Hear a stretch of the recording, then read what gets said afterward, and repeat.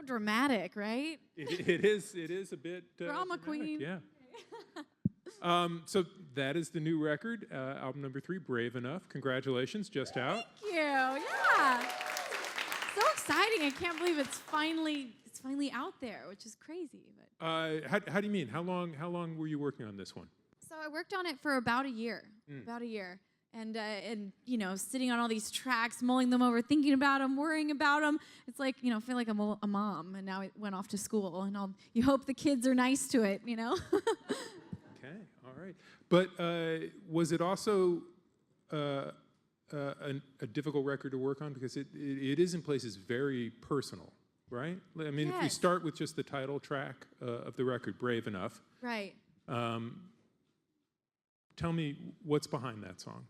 That song, well, I realized you know, I think there's a lot of different ways to be brave, and I've been very brave in my career and taking chances and taking risks, but as far as being vulnerable personally and letting my heart be open, I realized that, yeah, I've taken away a lot of walls around myself in different ways, but there's still a lot of walls I've built around my heart, and you know, and just wishing that I was brave enough to really open up to someone and so that's what the song Brave Enough is about. And one of my best friends actually passed away when I just barely started writing this album, and it was one of the most friend and collaborator, your keyboardist, is that yeah he was my keyboard player, he was my best friend, and probably the person I had spent the most time with since I started my career.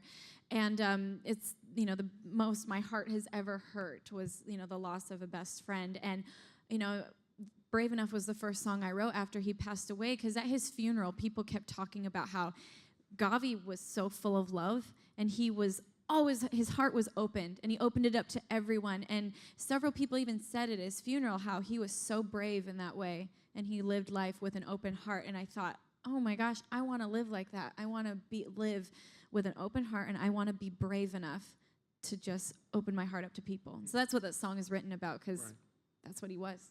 And it's a deeply personal song. It's the vocalist on it is Christina Perri. Number of interesting collaborators on this record. Dan and Shay, country duo. You work with the producer Zed. Rivers Cuomo is on one track. Yeah. How do some of those collaborations work? How do they differ? Are you bringing the full track and the lyrics to the table sometimes, and then collaborating with some of the vocalists on the words and others, or?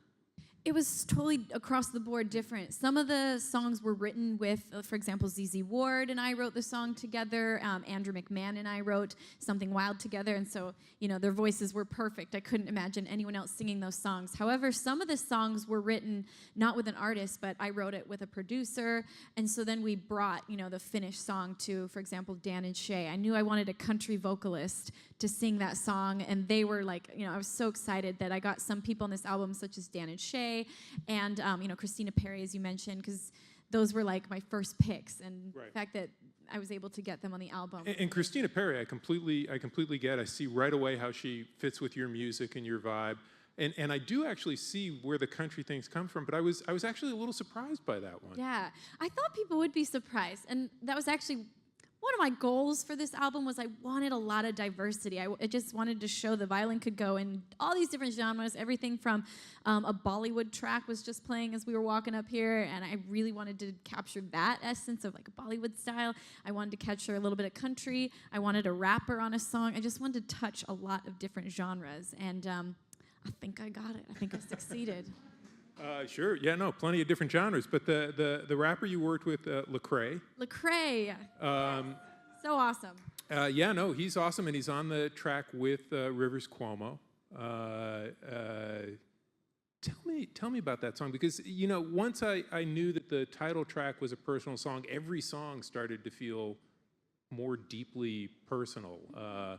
You know, that song is about not wanting a feeling to fade, right? Not letting a feeling go. It's kind of about learning to live in the moments you're in, because so often I've caught myself doing this all the time, where I'm looking so much to the future. Like I remember, you know, for example, in junior high, I couldn't wait to get to high school. High school, I couldn't wait to go to college. College, I couldn't wait to be done. Like, it's just realizing that in every phase of life, there is beauty in the moment you're in. And if all you're focused on is like these future tasks, you miss the feelings that you're experiencing every single day, and that's the only thing that's actually real. And so that was kind of the meaning behind that album or that track. And it was fun because I can't write rap. I don't flow like that. And so what I did was I sent a couple quotes and sent Lecrae like all these different thoughts that inspired me and this and this. And then it was really cool. He just like a couple days later sends me back this awesome, rap lines over the song. And it was really cool. So you sent him the track and a few notes. Yeah. He put the verses together, sent it back to you. Right. How did Rivers Cuomo is basically your hook guy on this, right? Yeah. Which I was really kind of amazed. It sounds like him, although I wouldn't have picked it out immediately. But yeah. How'd that happen?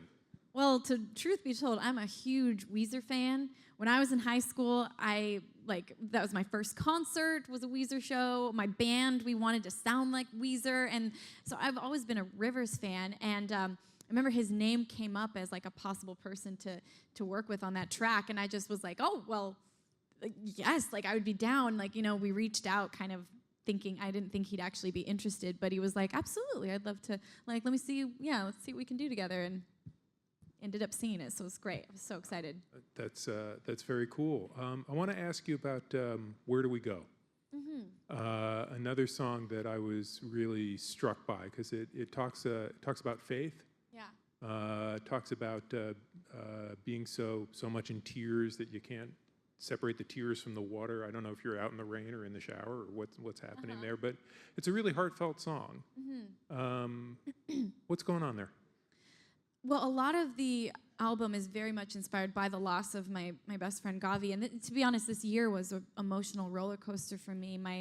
Right after Gavi passed away, my dad ended up we found out he had cancer, and he's been battling cancer. And so just, these ups and downs where, sometimes in life you are praying, you're doing everything you can, you feel like you're doing everything right. And I'm a very faith-oriented person, and yet sometimes the answer that you want so badly, and the answer that's good is, it's no, it's not what you wanted. And being able to push... What's that mean? Can you tell me a little more about what that means? Well, in Gavi's case, he was sick, and I prayed that he would get better. And he's one of the best people I've ever known, brought so much joy to so many people, and yet he died. The answer to that prayer was that he wasn't going to get better. I still pray for my dad, hoping that he's going to get better, and yet it's been a really long, hard road to watch him go through this. And, I just think of so many people I know that have prayed for wonderful things, and yet they've gotten different answers. In my own life, in many ways, everybody's faced this same exact question, and it's like, am I going to lose my faith over it? Am I going to, be discouraged and devastated and stay there? Or am I going to accept the fact that sometimes the way that I see life maybe isn't the best way? There's a much bigger picture that that I believe we can't see. I believe there is a life after this, and that there's such a bigger plan, and it's about following with not giving up on your faith, but leaning into your faith and allowing that to carry you through to wherever it is your future takes you.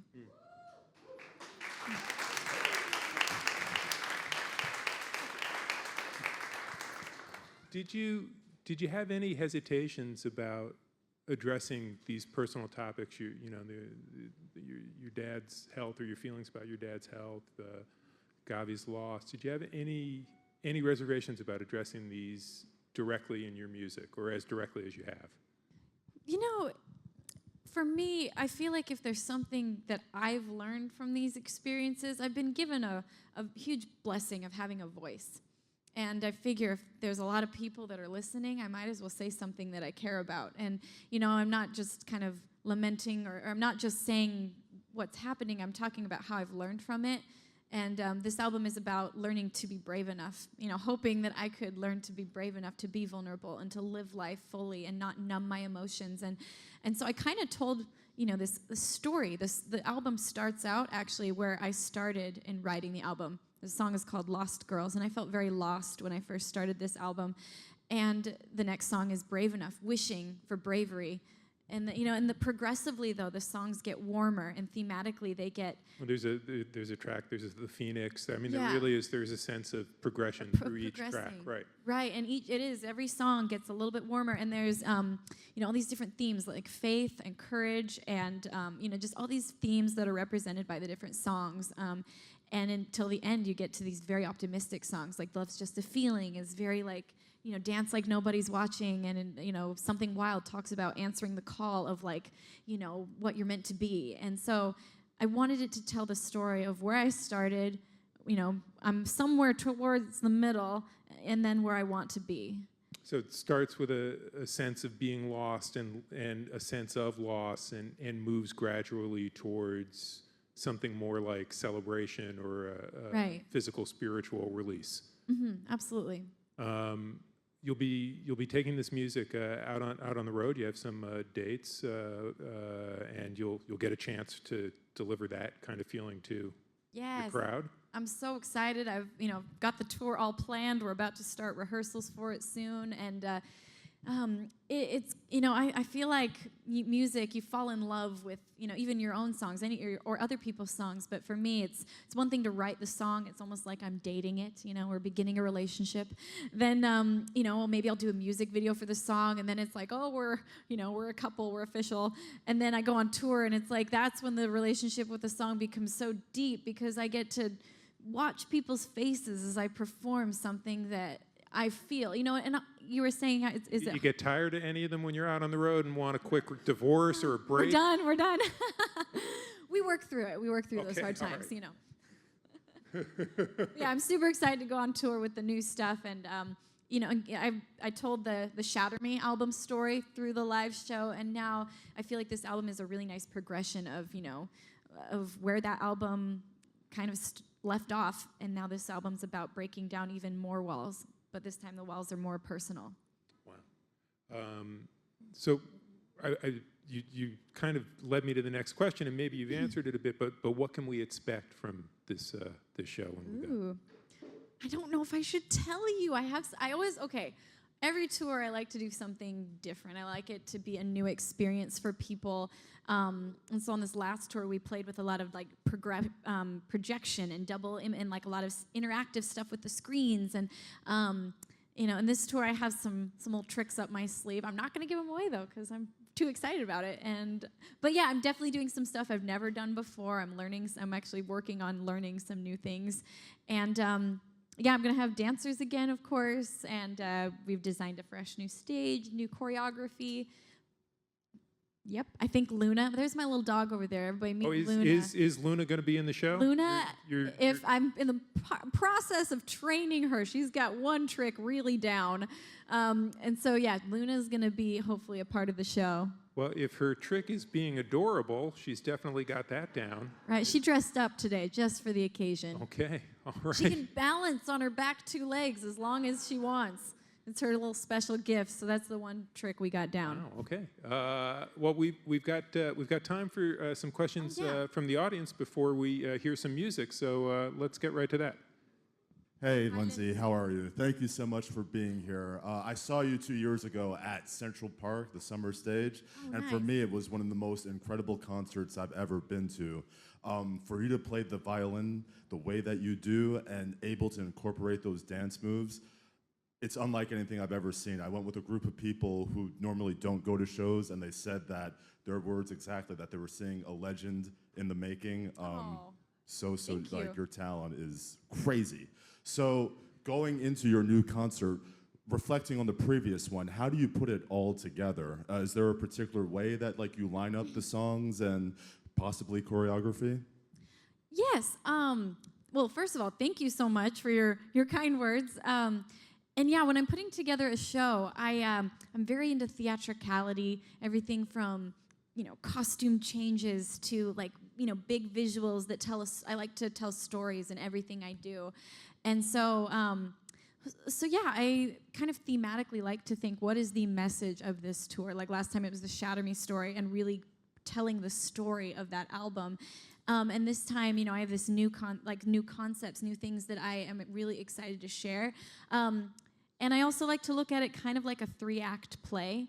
is how I always design my shows. And in each act of, there's kind of 3 segments of the show usually, and each one has a different vibe that I try to grow in each segment. Yeah, thank you. Hi, Lindsay. Hello. I wanted to ask you for a long time. I liked Crystallize. The video was beautiful and everything. And I always wondered if you were actually in the ice and were you like freezing? And from that time to now, how has your career and all your experiences changed? Do you believe like how far you've come from then to now and all that? Yeah, so first, yes, I was actually in the ice, and it was freezing, and they kept bringing me hot chocolate. In between each take, they'd bring me hot chocolate, and that's how I survived. But you can see my nose is like bright red. I kept covering it up.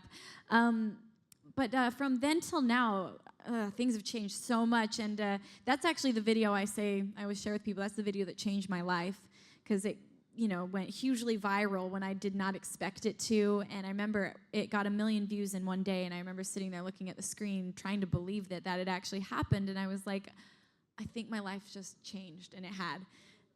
Well, thank you so much. My mom is the one who introduced me to your videos, so I have to give her a shout out if she watches this. Yeah, Mom. But she wishes she could be here, but she couldn't. But oh, well, tell your mom thank you. We love you. Oh, thank you so much. Okay. Mwah. There we go. Hey, Lindsay. Hey. So I know you love Paramore. Would you ever consider going on tour with them or going on their cruise? That's right. They do the Para Cruise. For sure, yeah. Does Weezer still do a cruise? You could do a whole cruise. You could just go out to sea and stay for a while. Yeah, we could just do music and great food and midnight pizza. All about it.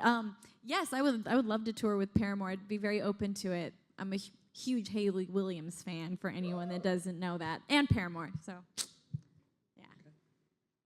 Hi, you're truly a blessing. Just listening to you gave me so much life, and well, thank you. And I figure if it gave me life, I wonder what do you have to say to those that might be going through a tough time, who might be losing their faith or need some inspiration to keep going, pressing towards their vision or their goals. Ooh, what's my thoughts towards that? Nothing heavy here. No nothing pressure. Heavy, no pressure. pressure. Losing their faith, need you. Go. Oh man. I think we all go through times of doubt sometimes. I know there's been moments where, my faith is a huge part of my life, and, my goals are a huge part of my life, and yet there's times when I felt extremely unmotivated. There's times when I felt like, is there anything, like, is this all really true? All these things I've based my life on. And so I think we all go through moments of doubt, whether it's self-doubt or doubt in faith, and going back to my moments of clarity has been a huge thing for me. I used to keep a journal really regularly, and it's amazing how when I've written down experiences from the past, or even just reflecting on times when I have been very strong, gives me strength for the future, because you realize that, of course, I'm the same person I was back then, and so it's interesting. A lot of times you can learn from yourself, or you can surround yourself with the kind of people that you want to be. Okay. Well, we're going to leave it there, and we're going to hear some music soon. So Yeah. Thank you very much. Thank you, guys.